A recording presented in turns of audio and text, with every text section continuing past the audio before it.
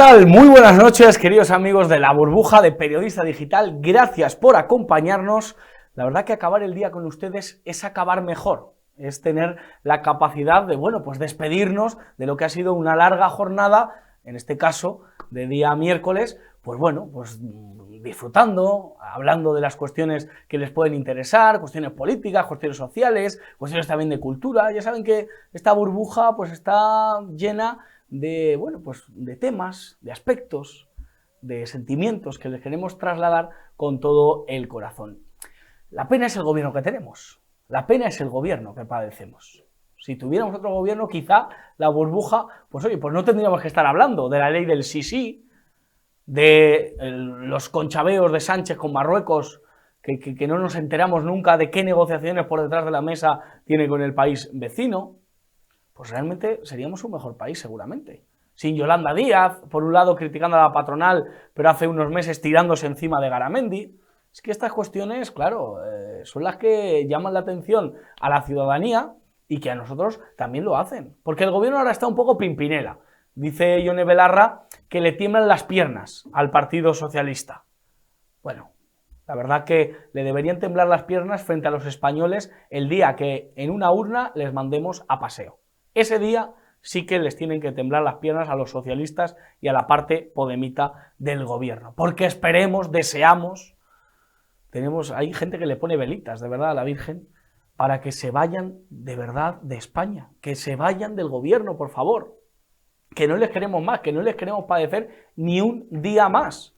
Porque cada día que pasa, de verdad, nos dejan el alma, pues como solo ellos saben dejárnosla. Cada día que pasa es un día que cuenta en el calendario negro de una historia que no te va a absolver, Pedro Sánchez, no te va a absolver. Dijo Maxim Huerta, el ministro que duró menos que un entrenador del Valencia.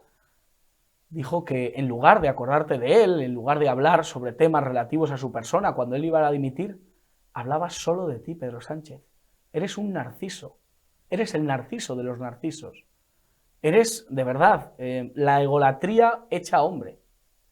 Eres la egolatría hecha persona. Abascal ya te dijo aquello de Nerón a tu lado era un tipo humilde.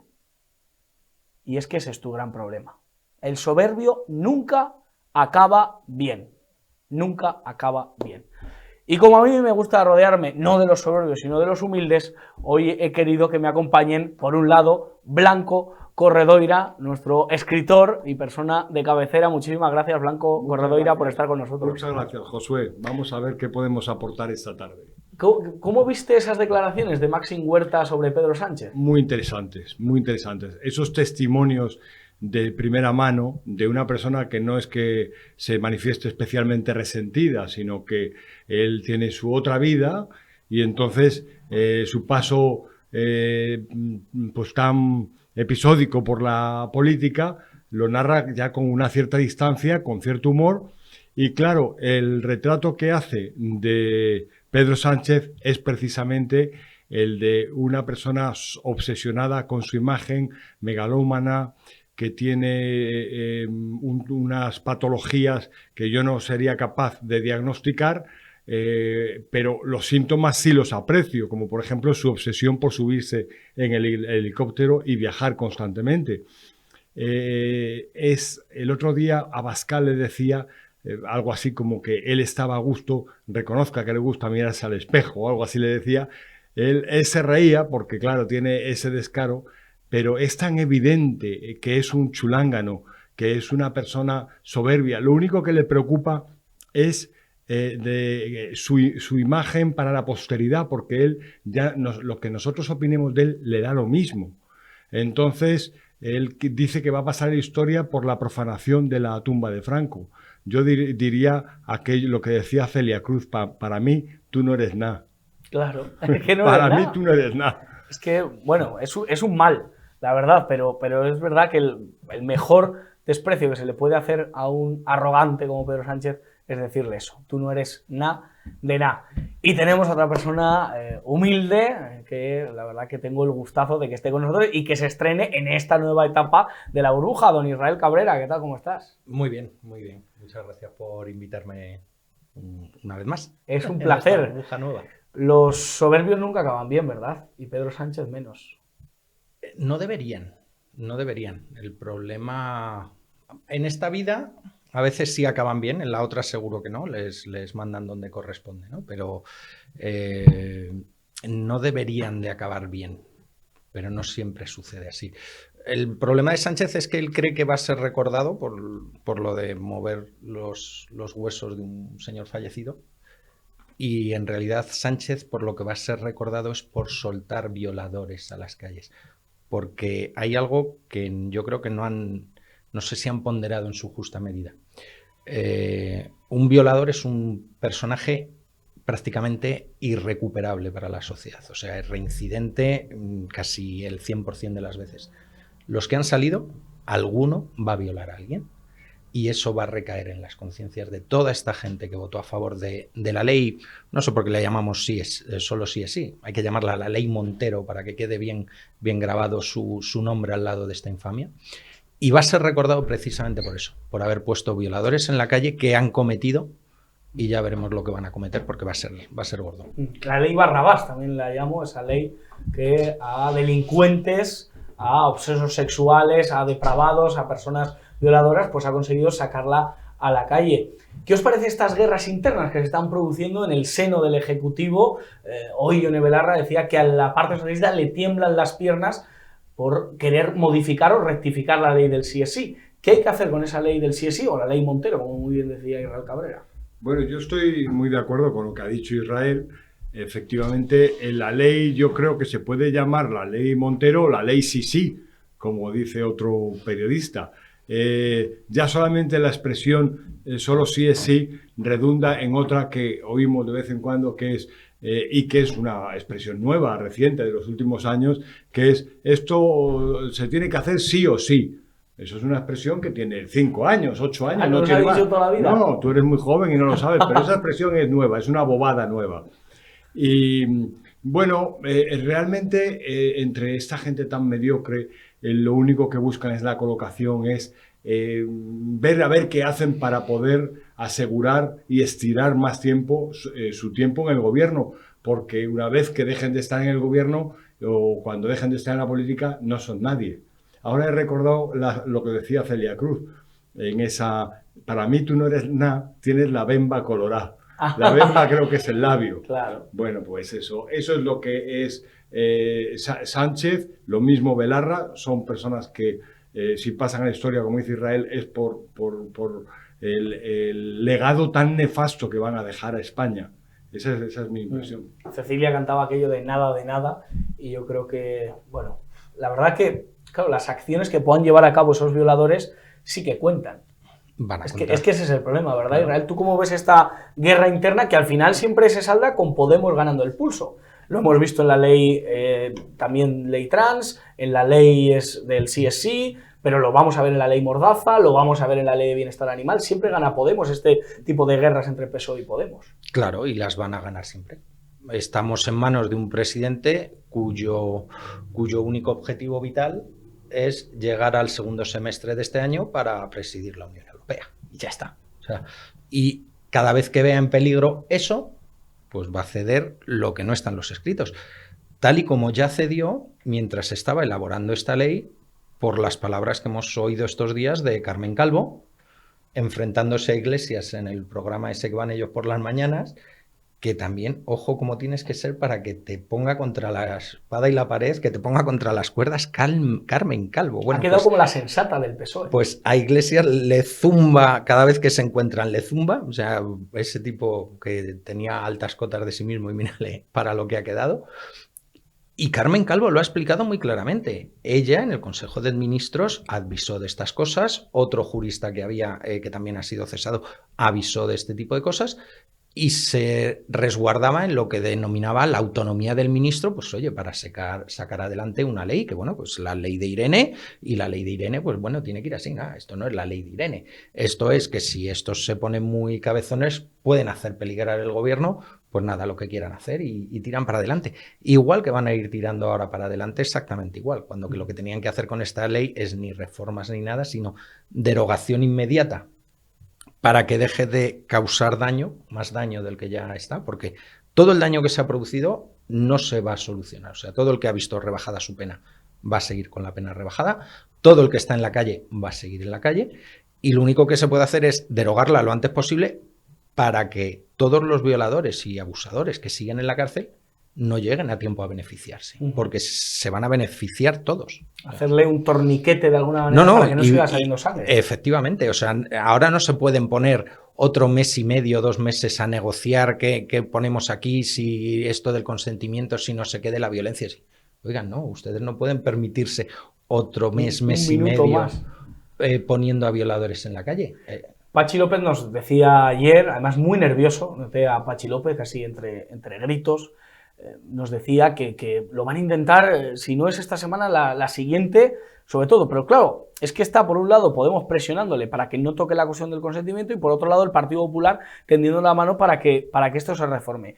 Vamos a ver qué camino decide tomar el PSOE, que es al final siempre el que toma las riendas de España y así nos va. Porque por un lado Pablo Iglesias le dice al PSOE, como ustedes hagan caso al PP, lo van a pagar, y por otro lado, claro, los españoles decimos, oiga, que todas estas guerras las gane Podemos, yo no sé hasta qué punto corresponde a darle voz a esa soberanía popular de la que ustedes se llenan la boca. Por cierto, nunca hablan de soberanía nacional, que es lo que recoge la Constitución.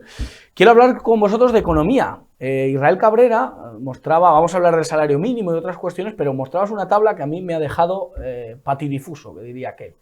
Vamos a ver, ¿cómo es posible que en España estemos trabajando? Tú lo mostrabas en un gráfico en verde, en rojo, que pueden ver en tu Twitter. ¿Cómo es posible que unos poquitos estemos trabajando para tantos?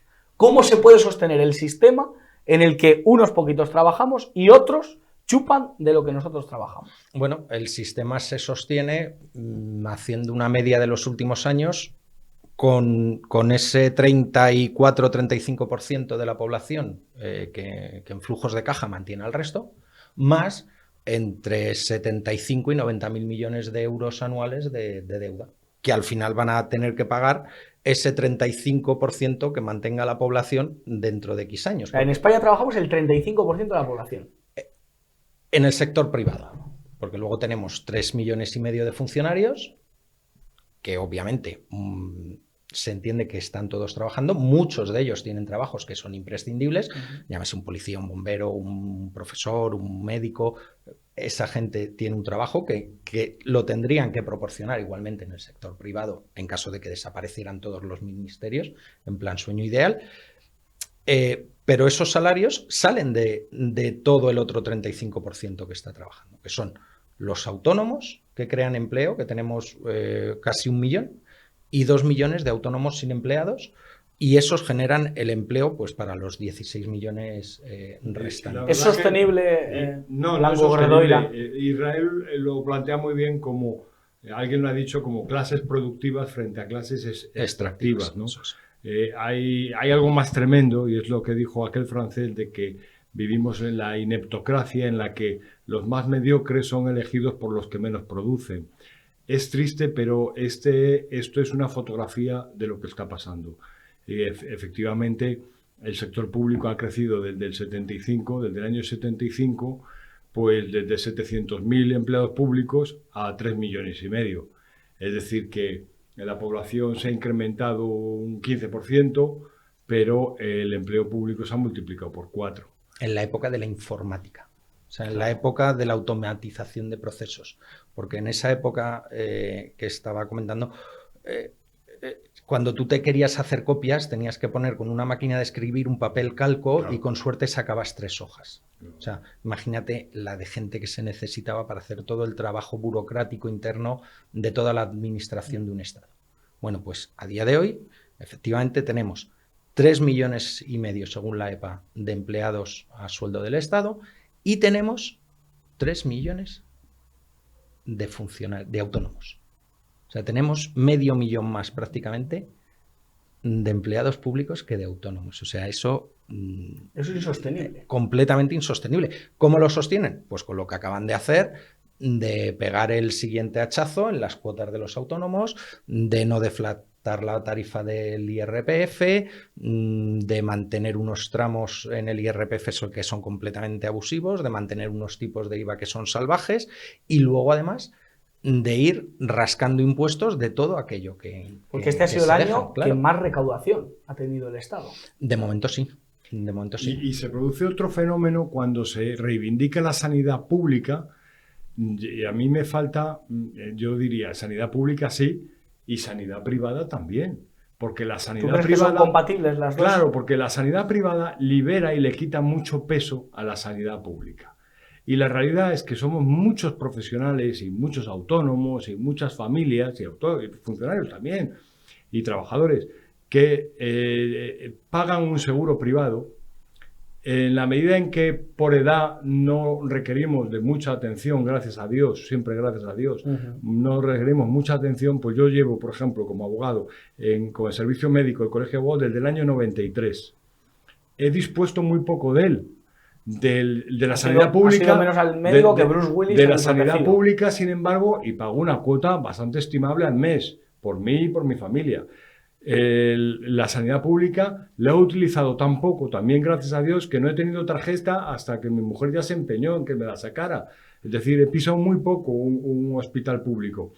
Entonces, yo estoy contribuyendo como autónomo a la seguridad social, mi mujer igual. Pagamos un seguro privado y utilizamos muy poco. Con lo cual, esto bueno, es lo que ayuda a sostener el sistema. Existe el principio de, algunos lo llaman de solidaridad, ¿no? De Sí. tú lo has usado poco, Sí. pero hay españoles que a lo Sí. mejor con tu misma edad Sí, lo han pero- tenido que usar a diario porque pero tienen estamos que hacerse pagando una dos. diálisis, por un cáncer, ¿no? Pero estamos contribuyendo a los dos sistemas. Es Claro. decir, y el sistema privado alivia en gran medida al Yo os sistema pregunto, público. ¿cómo se arregla esto? Es decir, a nosotros- que los españoles tengamos unos servicios públicos de calidad, pero que a la vez no tengamos este problema de tanto funcionariado y de pues unos pocos manteniendo a tantos. No, a nosotros no nos dan la opción, como se la dan a una buena parte de los empleados del Estado, de elegir si quieres sanidad pública o privada. O sea, esto es tan sencillo como eso. El tema de los empleados públicos hay que ponerlo en el contexto que tiene que tener. Cuando nosotros miramos el presupuesto del Estado, la primera partida de gasto son las pensiones, que son unos 170.000 millones aproximadamente. La segunda partida de gasto son las nóminas de los empleados públicos, que son unos 155.000 millones. Y cuando tú te vas a unos informes que recopila cada 6 meses el Registro Central de Personal del Estado, que ya te explican en el informe que no están todos los que son, porque faltan muchos por computar, te habla que tienen a 2,7 millones de empleados públicos perfectamente clasificados, tipificados y demás, y de esos 2,7, solamente 1,4 con algo son funcionarios. Claro, de carrera. De carrera. Luego hay 600 y pico mil laborales y otros 600 y pico mil que entran en la categoría de otros, y luego ahí, dentro de esos otros, están todos los que pasan eventualmente como enchufados en un montón de sitios. Pues lo que hay que empezar por hacer es eso, es empezar a darnos cuenta de todos esos empleados públicos que tenemos, cuántos necesitamos de verdad.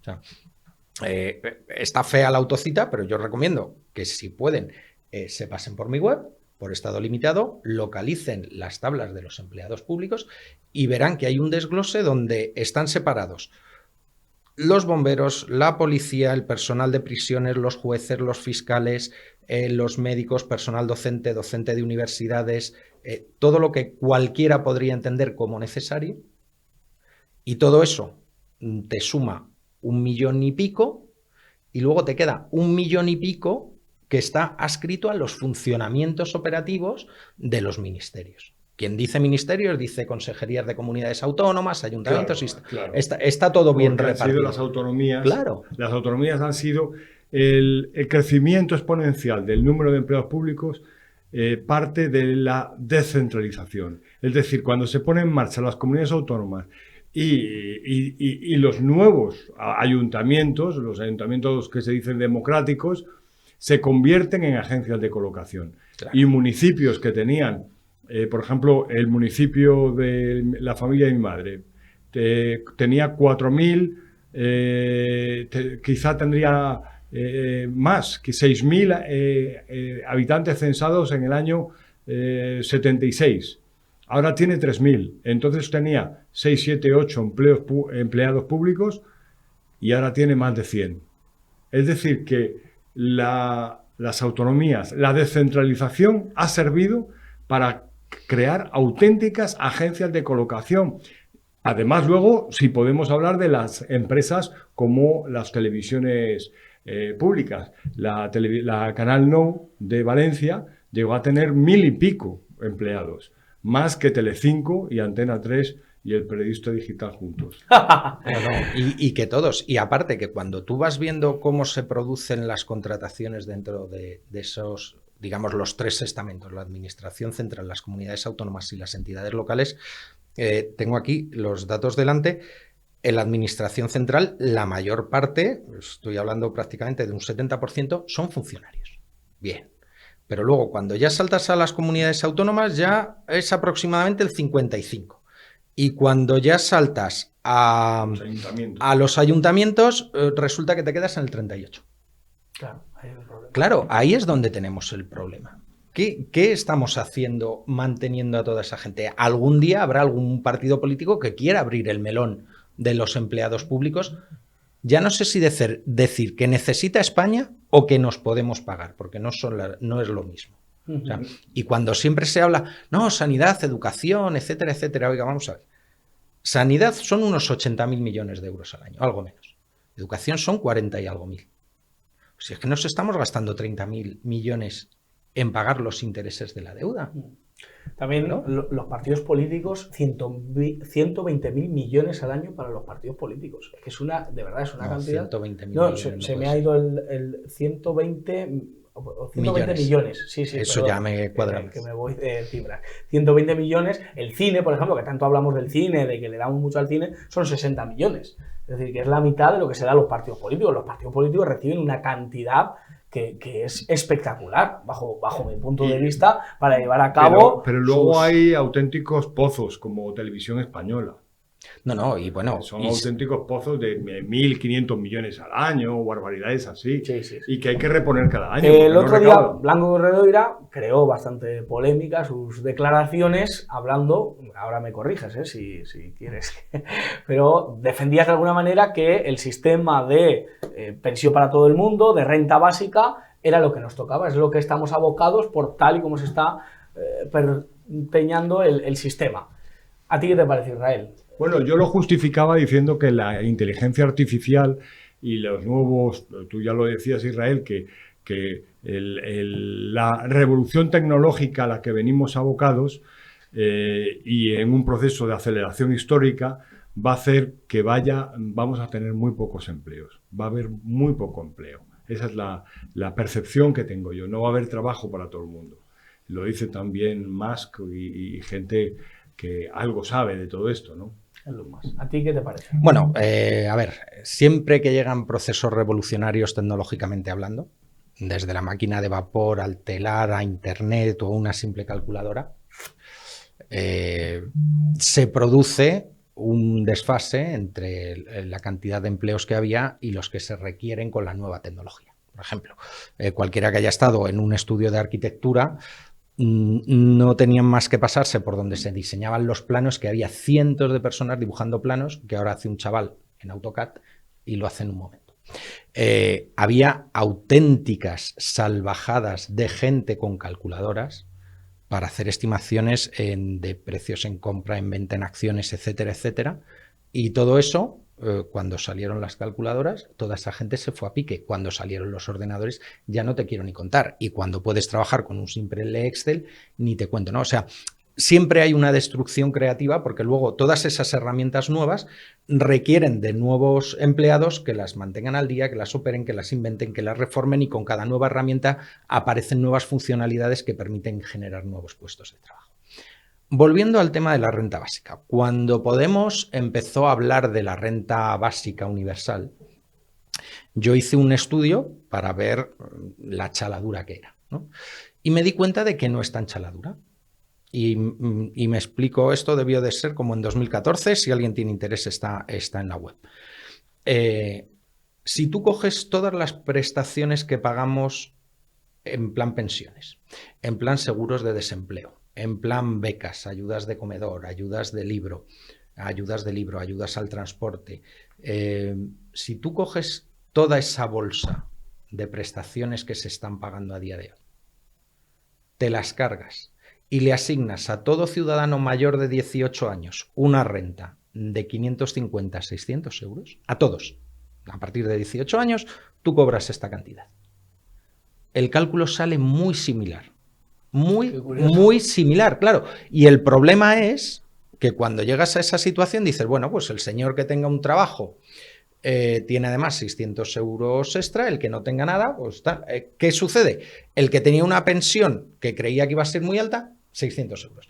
El que se queda en el paro y podría estar cobrando a lo mejor 1.200 durante X meses, no, 600 euros. O sea, se elimina todo tipo de ayuda y prestación y se deja solamente la renta básica. No sale tan descabellado si tú empiezas a sumar las ayudas al alquiler, las ayudas, todas las luego que hay. Habría que Claro. decidir con cierta equidad, pues, a quién corresponden esas ayudas y a quién no. Pero Israel dice, te cargas una cosa, los gallinas claro, entran con las que salen claro, de o sea, Joremota y te sale. Josué, y la cuenta sale. Y habría un Sí. incentivo, es decir, oye, que no todo el mundo quiere vivir con 600 euros. No, Esa es la cuestión. el problema es que eso es terrible, porque si a día de hoy, por culpa de muchas ayudas, mucha gente rechaza puestos de trabajo.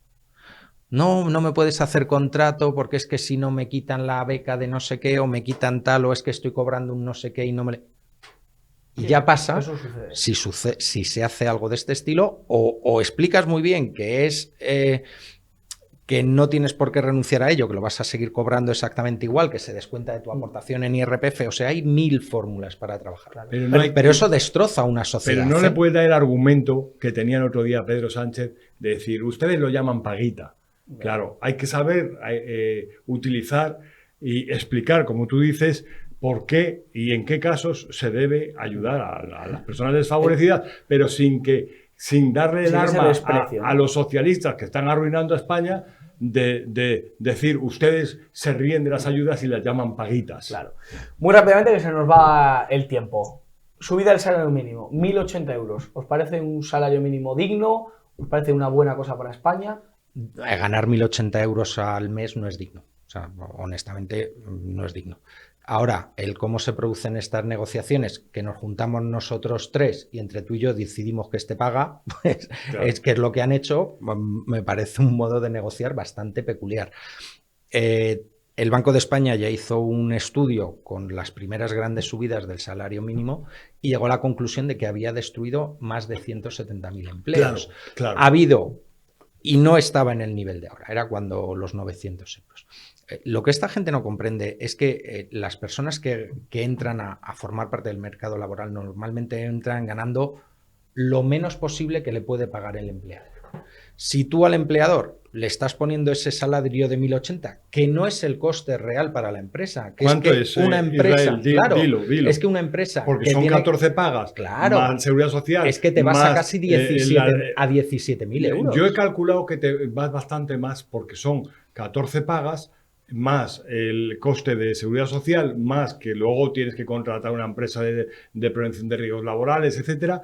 Se puede ir a más de 20 y pico mil euros. No, bueno, el coste de cada empleado. Si quieres hacerlo ya proporcionando todos los valores, incluso de la parte que guardas para el posible despido a días, sí que se te puede disparar. Pero si nos ceñimos estrictamente a lo que es el neto y el bruto que va a percibir el trabajador, es que a la empresa le está costando muchísimo más de lo que va a recibir. O sea, claro, para la empresa no es darle 1.080, no, es que a la empresa le está costando 1.600 y pico, 1.700 todos los meses por 14 pagas. Exactamente. O sea, que claro, lo pone ya entonces, en 1.800. Ayer, por ejemplo, Iván Espinosa, de verdad, con cierto tono de superioridad, decía que ojalá lleguemos a una sociedad en la que no haya salario mínimo. Claro, Suiza no tiene salarios mínimos. Pero lo votaron y lo echaron para atrás. Pero él decía, no, porque el mercado regula. Pero claro, a mí el mercado me suena a empresario que se aprovecha, te paga 200 euros y le dice, búscate la vida. Y si no quieres, tengo a 10 esperándome que va a aceptar los 200 euros. Sí, y entonces hay trabajadores pobres que trabajan por 200, 300 euros,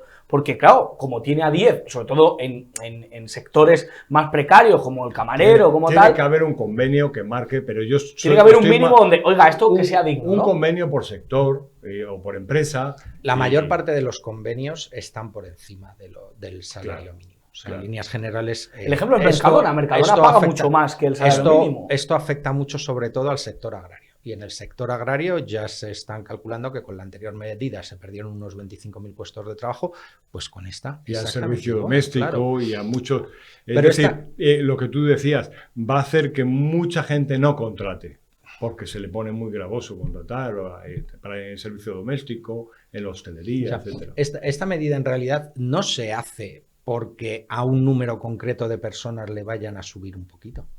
Se hace porque al tú aumentar esa base, estás aumentando las bases de cotización para todo el resto de los trabajadores. Claro. Que en eso consiste, Sí, en pero que tienen que a mí- recaudar porque a la mí caja de las pensiones no da. A mí no me han subido el sueldo, yo no cobro el salario mínimo, no me han subido el sueldo, es decir, no ha repercutido a los trabajadores que no cobramos el salario mínimo, no nos va a subir nada, nuestro jefe no va a decir a vosotros Bueno, os subo yo siempre correspondiente.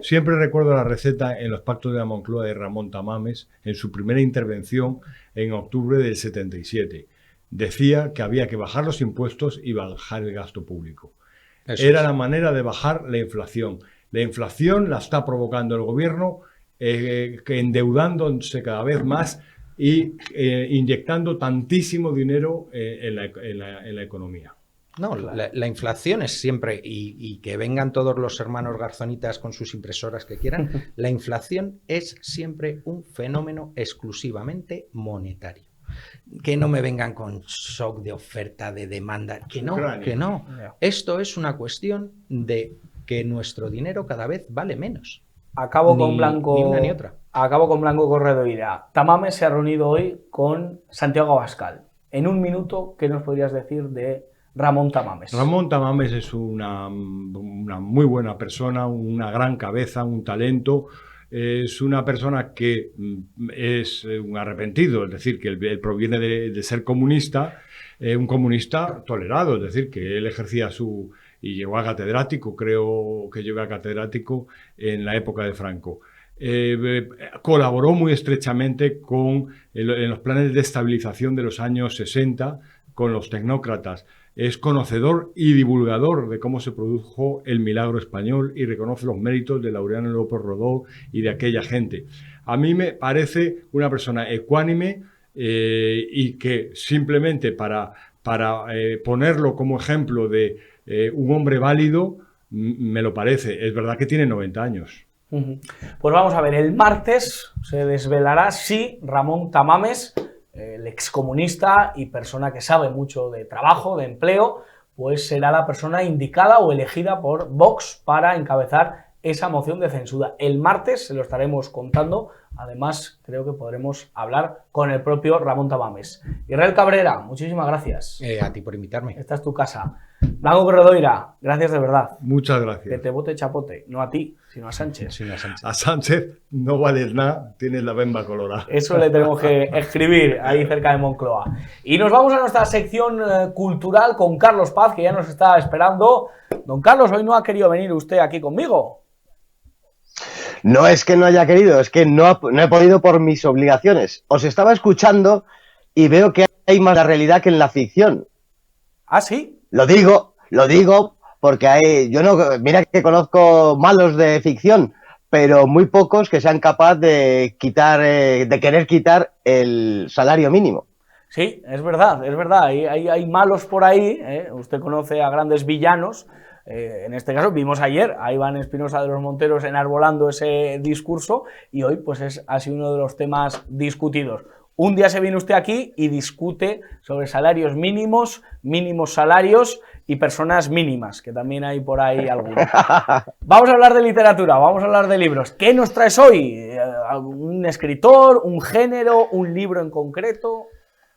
Pues hoy he optado por algo que no soy muy dado a hacer, pero dado el revuelo que ha causado el islamismo en España con el asesinato del sacristán en Algeciras la semana pasada, pues he querido traer una novela que puede explicar o puede acercarnos, sin grandes palabras ni grandes eruditos sobre la cuestión, al tema del islamismo. Si hubiera sido Sánchez Dragó o algún pedante que usted conoce, hubiera traído un libro mío, pero no es el caso, no es el caso. No, el libro a es... Sánchez Dragó le encanta hablar de él mismo, pero a usted le gusta hablar de los demás, y eso está muy bien. Sí, yo creo que son más interesantes los libros que me leo que los que escribo, pero siendo de esta manera, he traído el libro Sumisión de Michel Houellebecq, un libro que salió hace unos años, ciertamente, pero que explica muy bien una cuestión del islamismo, porque el islamismo, que se viene a traducir aquí en Occidente como yihadismo, un neologismo occidental que no existe, que no tiene sentido, ese islamismo, esa parte del islam, esa interpretación descontextualizada del islam que quiere imponer la sharia como única fuente de derecho, tiene dos vertientes. Una violenta, que la forman los grupos que conocemos de Al-Qaeda, el Estado Islámico, Tahrir al-Sham y todos estos, y de esa se ha hablado mucho, se conoce, aunque no se sabe una palabra aquí, pero bueno, se escribe mucho y hay gente que dice que sabe mucho, pero del otro pivote sobre el que gira el islamismo no se habla nada, que es el peligroso y el que existe aquí en suelo europeo, que es la hermandad musulmana, que optó por aceptar el juego democrático, que tiene partidos democráticos y se presenta a las elecciones, y en Melilla estuvo en los últimos comicios a 100 votos de ganar las elecciones. Esta novela es la distopía que plantea unas elecciones generales en Francia, en donde un partido que pertenece a esa hermandad musulmana se alía con parte de la izquierda y llegan a la presidencia e imponen la sharia. Pues sí, así es. Llama mucho la atención ese partido melillense que estuvo a punto de gobernar y que en las próximas elecciones municipales puede que con PSOE y PP llegue al gobierno. Ojo, ojo, porque puede ser muy peligroso. Sumisión. ¿Usted por qué cree que eligió este título, el autor? Siempre se traduce Islam como sumisión. Y de ahí el título. La portada ya es muy elocuente. Sale la Torre Eiffel con esa media luna roja, esa media luna islámica, y el título pues hace referencia a ese Islam, a esa imposición del Islam como religión oficial en Francia. Una distopía que no es ningún disparate. Hay zonas de Francia ya perdidas y dejadas a su suerte, se denominan de una manera hortera, como no podía ser de otra manera, como no-go, pero son zonas, y estoy hablando de grandísimas áreas de la periferia de París, de barrios ya de París, de 2/3 de Marsella, de gran parte de la ciudad de Nancy y Estrasburgo, en donde ya se haga lo que se haga, hay que admitir que se ha perdido. Hasta partidos de izquierda, antiguos comunistas, están dando su brazo a torcer y a reconocer que las políticas de integración han fracasado, que el multiculturalismo es una basura y que esta novela, lejos de ser una distopía, puede ser una realidad bastante cercana. Me ha contado un pajarito, no sé si usted lo sabe, que este es el libro favorito de Quico Méndez Monasterio, una de las personas, uno de los brazos de Santiago Abascal. No sé si usted tiene esa información. Pues desconocía que fuera su libro favorito, desde luego hay otros muchos mejores. Puede ser un libro interesante para acercarse a conocer ese fenómeno de esa parte del islamismo que de verdad atenta contra Europa y que de verdad es peligrosa, que la que asesinan personas. Pero siendo no el favorito de esa persona que usted me dice, lo que sí entiendo es que es su favorito porque, como desde aquí estoy diciendo yo, es un libro plenamente recomendable. ¿A quién le regalaría este libro? ¿Quién, digamos, es ese homo que habita España a quien usted le daría este libro para que se enterase de lo que está sucediendo en Europa? Pues básicamente a todos los progres que no entienden y no quieren entender que hay una vertiente del islamismo que trabaja por imponer la sharia y que ellos se niegan a ver esta situación y que favorecerán, llegados el caso, a que ellos lleguen al poder. Si me dice alguien, pues se lo regalaría al presidente del gobierno, que es la cabeza de todo ese marasmo progre que estamos padeciendo. Sí, yo creo que es un buen libro para el presidente del gobierno. No sé si alguno de los jefes de alguna televisión se lo querría usted regalar. También. Pues a jefes de televisión, a ex jefes de televisión, a gente que tenga mano en los medios de comunicación y que entiendan el peligro del que se está advirtiendo, y que esta novela ya hace casi un lustro nos advirtió. Cuando salió al mercado se tomó casi como una broma, como una boutade del señor Houellebecq, pero estamos viendo que de broma no iba nada, que iba muy en serio y que ya lo palpamos en territorio europeo hace tiempo. Pues don Carlos Paz, repita, libro, en qué editorial se puede encontrar o librería para poder hacernos con él, poder leerlo y enterarnos de esta obra de Houellebecq. Pues es Sumisión de Michel Houellebecq. Está publicado por Anagrama en España, está en todas las librerías porque la verdad es que ha sido un superventas, ha sido un libro vendido que se sigue vendiendo después de tantos años de publicación, y aunque ha publicado novelas posteriores, yo creo que fue una de las dos novelas que más éxito ha tenido en España. En Francia y en el resto de Europa también tuvo ese éxito. Sumisión, Michel Houellebecq, editorial Anagrama.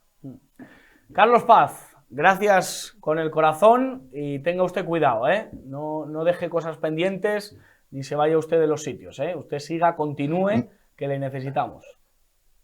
Me han dicho algunos fans que, como prometí estar en una bañera, que a ver si lo hago. Les prometo que la semana que viene o estoy presente o estoy en la bañera. Ah, bañera o presente, susto o muerte. Carlos Paz nos lo promete. Le he visto a usted con un gorro hace poco, o sea que yo creo que ya está preparando sí, bueno, la performance que dicen los cursis. Un abrazo fuerte, Carlos Paz. Un abrazo y gracias a ti y a Periodista Digital por contar conmigo. Siempre lo haremos, siempre lo haremos. Gracias. Pues ya ven cómo está la vida. En este caso se nos ha recomendado el libro Sumisión. Antes de hablar precisamente de esa sumisión que España tiene con un país vecino, en este caso Marruecos, después de esa cumbre marroquí, con una de las personas que más sabe sobre el tema, que es el coronel Diego Camacho, vamos a ver un vídeo de Mónica García hablando, ojo al dato, de la menopausia. Sí, escuchen a la médico y madre. Los sofocos, los escalofríos, los sudores, el insomnio, el cambio del estado de ánimo son síntomas que sufrimos las mujeres en la menopausia. Normalmente lo vivimos en silencio, como muchos se lo comentamos a alguna compañera. Es más, yo creo que somos las compañeras las que cubrimos, ¿no?, al resto de mujeres en este tema. Por eso, desde Más Madrid queremos que la política nuevamente se haga cargo, ¿no?, que se haga cargo de los sufrimientos, los padecimientos, por supuesto, que llevamos las mujeres de hace mucho tiempo encima. Si los libros de medicina han sido capaces de rectificar y han sido capaces incluso de pedir perdón por el sesgo que ha habido contra las mujeres, pues yo creo que la política también, ¿no?, puede rectificar. Y desde Más Madrid queremos poner fin al tabú de la menopausia. En palabras de la prestigiosa ginecóloga Jen Hunter, decía que no hay mayor acto de feminismo que hablar de un cuerpo menopáusico en la sociedad actual. Por eso hoy hemos registrado una proposición para la creación de un permiso de 3 días para aquellas mujeres que tienen síntomas graves de menopausia.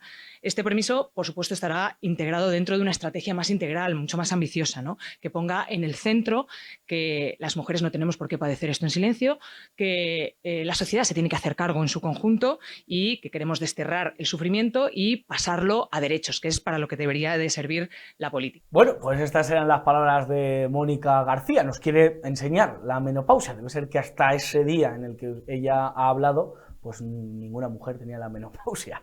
Yo no sé, de verdad, el tabú de la menopausia, romperlo. Bueno, pues nada, en esto está la izquierda y por eso va ganando elecciones que no paran, ¿eh?, en Madrid sobre todo.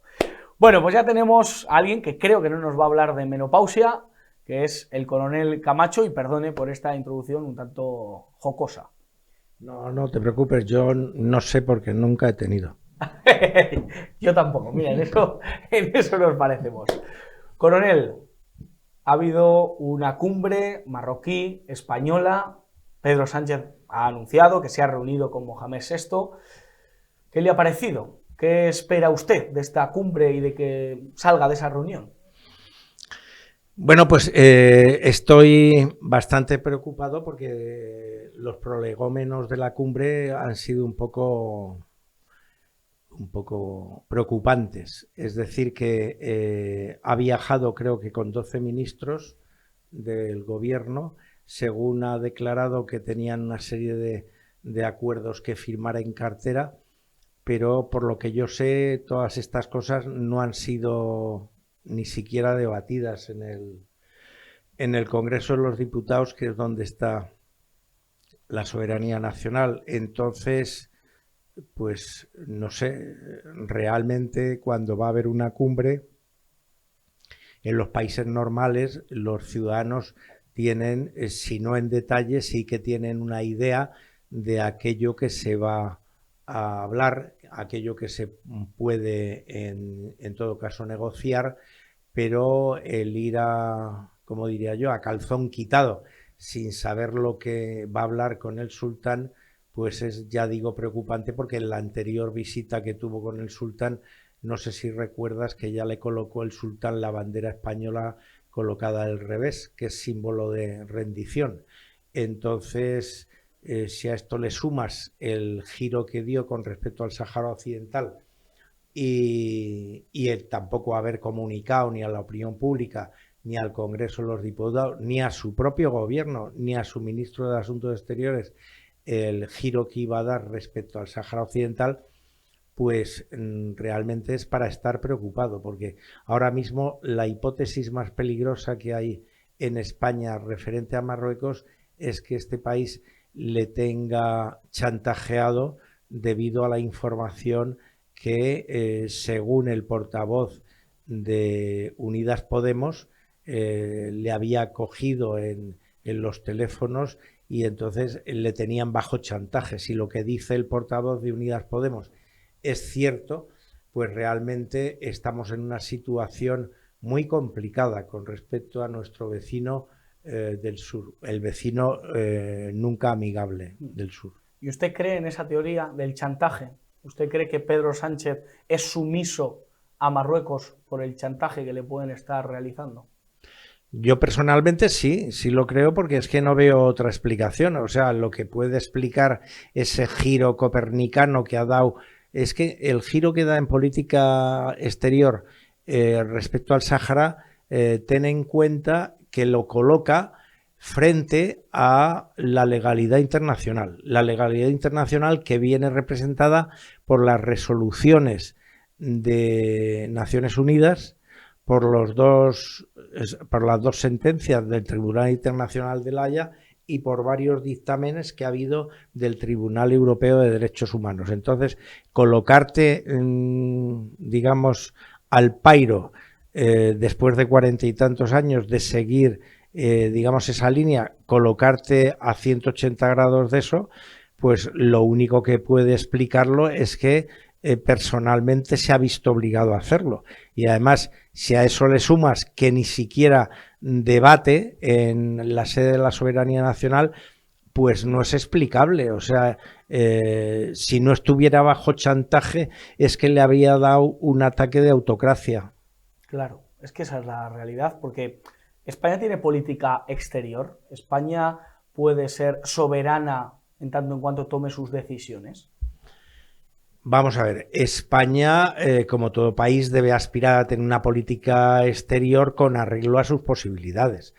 España hace muchos años renunció a ser potencia nuclear, por lo tanto, nunca España, mientras no sea potencia nuclear, puede ser una potencia de primer orden, pero bueno, sí puede ser una potencia de segundo o de tercer orden, y a eso debe aspirar.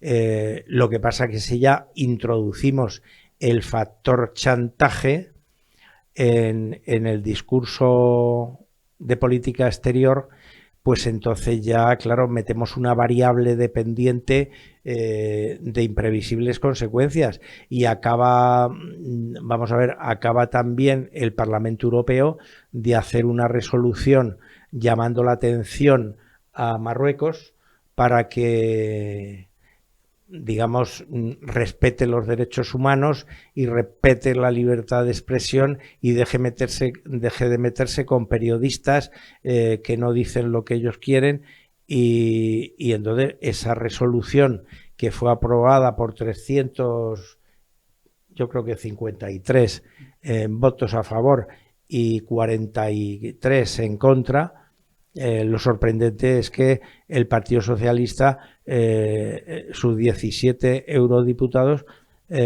votaran en contra de esa resolución de castigo, de reconvención a Marruecos, y curiosamente, excepto la líder de ese Eurogrupo, que sí que firmó a favor de la reconvención.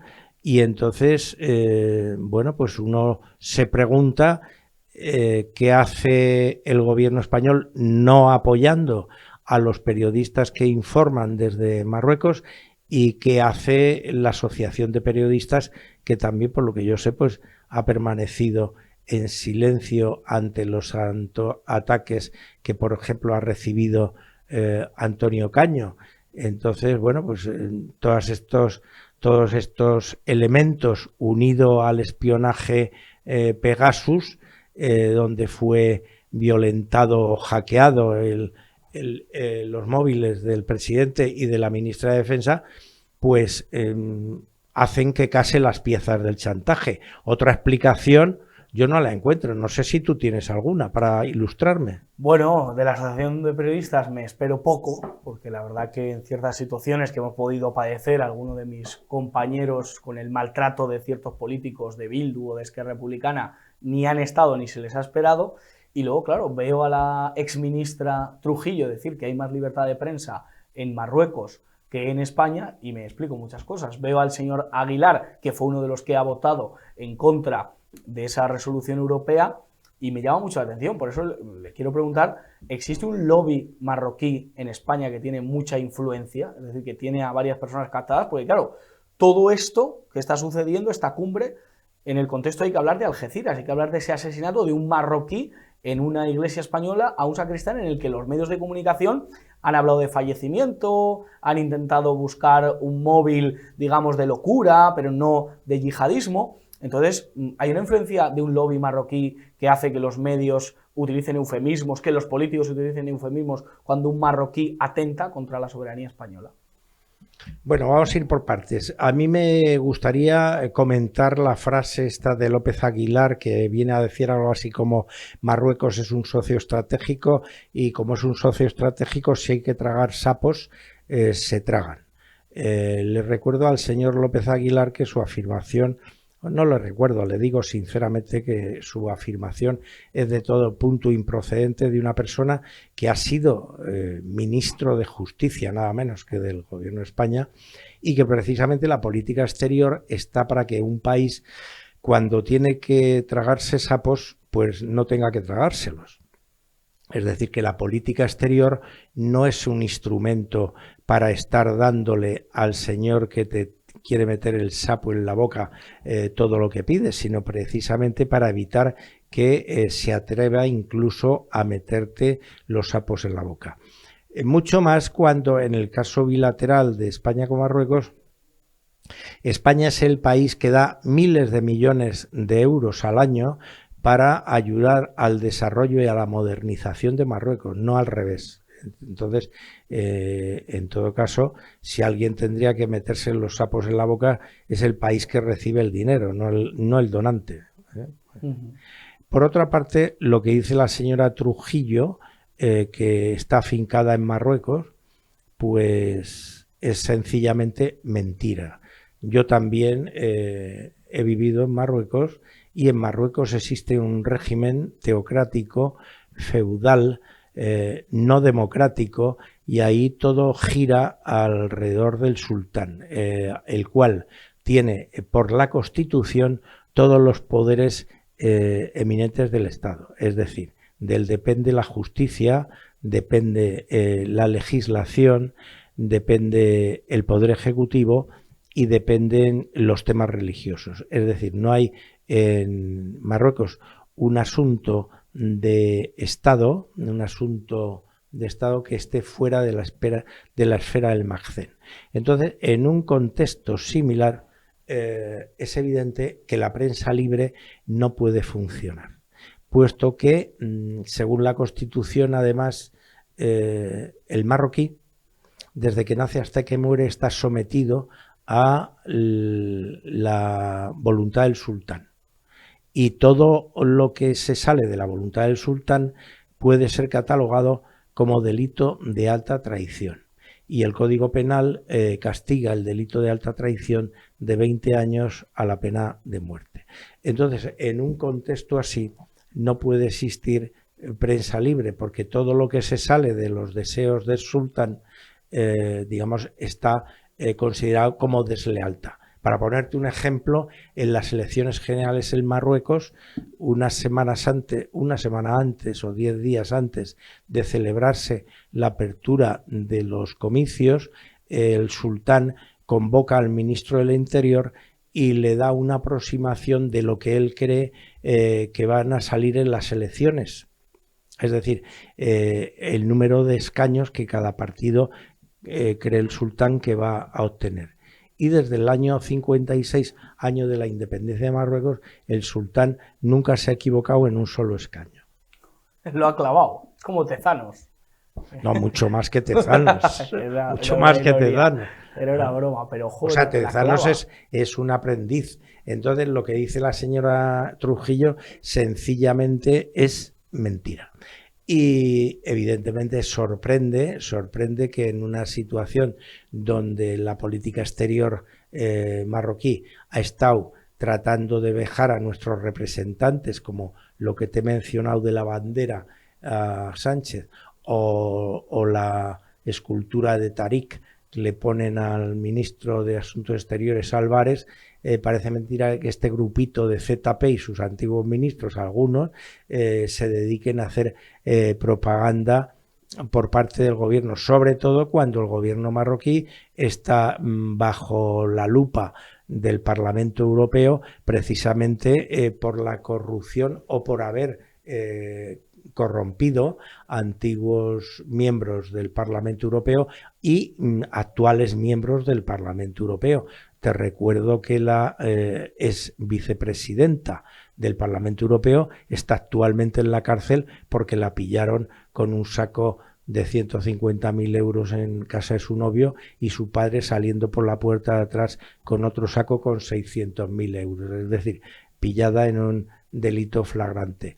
Que es de nacionalidad griega y de ideología socialista. Qué cosas, ¿eh? Qué cosas. Pero, ¿por qué no le ha indignado a usted ver esos eufemismos? Ver cómo ante el asesinato de un marroquí, en lugar de llamar a las cosas por su nombre, que fue un atentado yihadista, se ha visto desde medios de comunicación, desde poder político, todos usando eufemismos. Si en vez de un marroquí hubiese sido a lo mejor un chico de Irán, todo el mundo hubiese puesto el grito en el cielo, pero como es marroquí, ese ha podido ser un factor. A lo mejor yo me estoy precipitando. Bueno, es una interpretación, no creo que te precipites porque vamos a partir de la base que donde falta información por parte de quien la tiene que dar, pues no se puede después acusar a ningún periodista de lucubrar o de sacar hipótesis poco encaminadas, pero no es el caso. O sea, el hecho de que el asesinato del sacristán sea calificado por el presidente del gobierno y por el jefe de la oposición como fallecimiento es obsceno, inadmisible y muestra de la cobardía por la que funcionan estos dos personajes. Vamos a ver si el gobierno marroquí no tiene nada que ver con el asesinato yihadista de Algeciras, pues no hay que evitar decir que el asesino es marroquí. El sultán no se debe enfadar por eso, y si se enfada, pues que le den morcilla de Burgos. Claro, efectivamente. Bueno, morcillas de Burgos no la pueden comer ellos los marroquíes, pero... Por eso mismo digo que le den para que no la coma. Efectivamente. Coronel, muchísimas gracias por haber estado aquí con nosotros. Quiero acabar preguntándole por un personaje que yo sé que no es muy agradable hablar de él, pero que es que ayer habló de usted, Pablo Iglesias. ¿Cómo está su relación con él, con el exsecretario general de Podemos? Ahora dice que ha dejado la política, pero sigue en sus podcasts difamando contra usted, señalándole. ¿Qué tiene que decirle a Pablo Iglesias? Bueno, pues no, mi relación con Pablo Iglesias es cero patatero, no tengo ninguna relación con él. Como sabes, él me acusó de un presunto delito de calumnias o injurias.